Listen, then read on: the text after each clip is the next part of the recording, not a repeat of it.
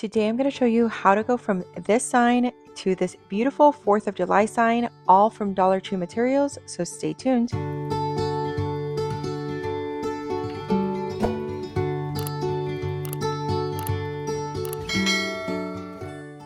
Alright, so I got all my stuff from the Dollar Tree, and the first thing I got was this sign. I picked it up, and it was initially inspired by this sign that I had seen at Hobby Lobby. So I grabbed the sign from the Dollar Tree, and I also picked up this garland. I thought it would go perfect for that O in the middle. You're also going to be using some white, blue, and also red paint. This does not have to be from the Dollar Tree. These are the ones I had on hand, so this is what I'm gonna end up using. Alright, so the first thing that I went ahead and I did is I removed this twine that was a part of the sign. You are going to reuse this later, so just make sure that you gently poke it through those holes. It was very easy to remove. Once you remove it, you're going to go ahead and put it on the side because you are going to put it back on it once you're done. Then I went ahead and I removed this garland that was in the middle. You could technically save it and reuse it for that O in the middle, but I felt that the other one that I got went more along with the vision I had for this sign. And then my initial thought was to paint over this home sign until I realized that I could gently remove the paper that was on top. It was definitely a tedious process, but I do feel it helped the overall look at the end. I just gently pulled at it, and some of it came out in big chunks and some of it was very small, but at the end everything came out. Then I grabbed this tool that I had on hand, and you honestly could just use anything that is flat. And I just went ahead and I went over the surface just to make sure everything was nice and smooth so that when I painted, everything would just attach nicely. So this is definitely a step you do not have to take. I decided to do it just to make sure that my surface was nice and clear before painting. Now you're going to go ahead and you're going to grab your red paint. This is the one I had on hand, but you can use any red paint, honestly. I put it on my actual board, and then with a sponge brush, I gently went back and forth until the whole surface was covered with the red.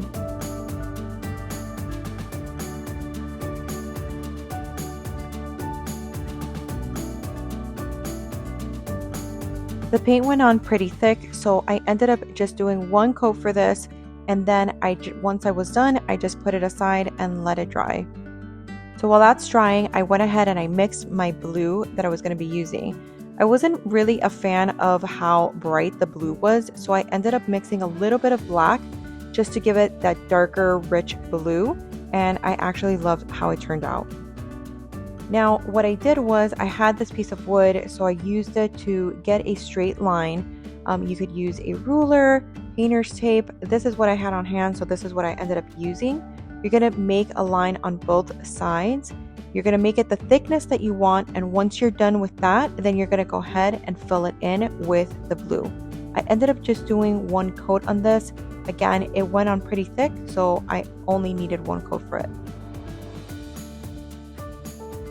Alright, once everything is dry to the touch, you're going to go ahead and start working on your stars. What I did was I just grabbed a piece of cardboard paper, I freehanded a star, I cut it out as a template, and I'm going to be using it for my 3 stars on each of the blue stripes that I just made. Then with a pencil, I just gently outlined these stars that I had made. I wanted to make sure that the placement was going to be correct before I actually started using paint. You also want to make sure that the star looks correct. So if you needed to cut it up a little bit or make it smaller, or if you need it bigger, at this point you could make those changes. I would highly recommend outlining before adding the actual paint. After this, I grabbed my white paint and my brush, and then I just gently started to fill in my stars. At this point, if you need to make them a little bit bigger, you can adjust while you're actually painting them.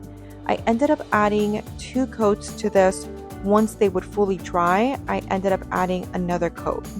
Once I was done with the stars on the blue stripe, I went ahead and I added an additional star on both sides at the very top. I did it the same way. I outlined it and then filled it in with my white paint. You're also going to wait for this to dry and then add another coat. Once I was done with that, I used a ruler just for placement, And then I freehanded welcome to our. You're going to go ahead and put this at the very top. I did it again in pencil so that I could erase and adjust if I needed to move any of the letters. Next, you're going to fill it in. So in this case, I ended up using a white marker that I had on hand. You could honestly use any white marker. You could paint over the letters with a brush, but I ended up using this white marker. I loved how it turned out with it. After that, I started working on the home part of this. I made sure that I used my pencil again just to make sure if I needed to erase. This is going to be a big part of it, so you want to make sure that placement is correct before you actually start painting.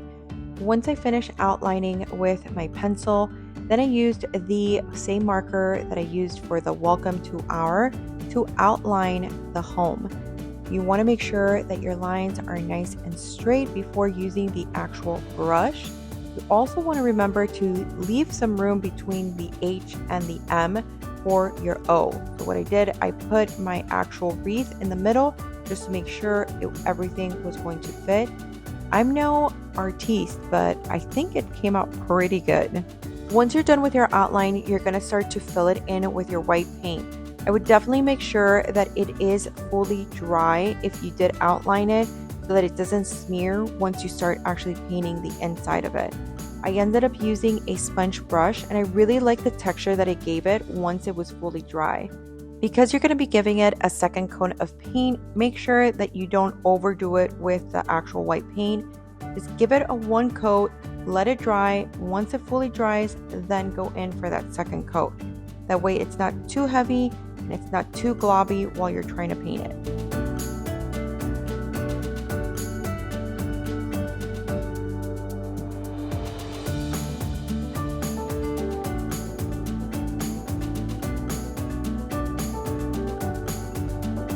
Once my sign was completely dried, I grabbed my garland that I was going to be using for that O in the middle to go ahead and take it out of its packaging and place it in the middle. How cute does that look? I was so excited that it fit perfectly.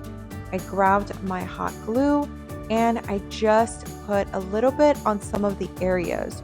Once I put it down, then I added more hot glue as needed. I didn't want to overdo it with the hot glue and then not be able to move it if I needed to.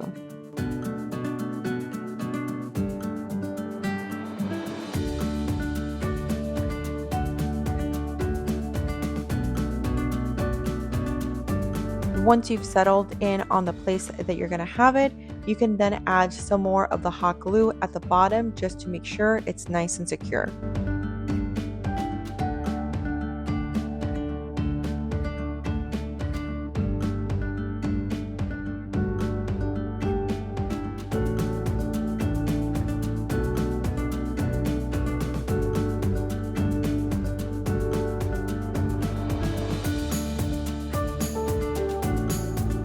Once it fully dries, don't forget to attach the twine that you had removed from the beginning, and that's it. And that's how I went from this sign to this beautiful 4th of July sign. If you guys love this video, make sure to let me know in the comments, like it, consider subscribing to the channel. Have a happy 4th of July, guys. I'll see you guys in my next one.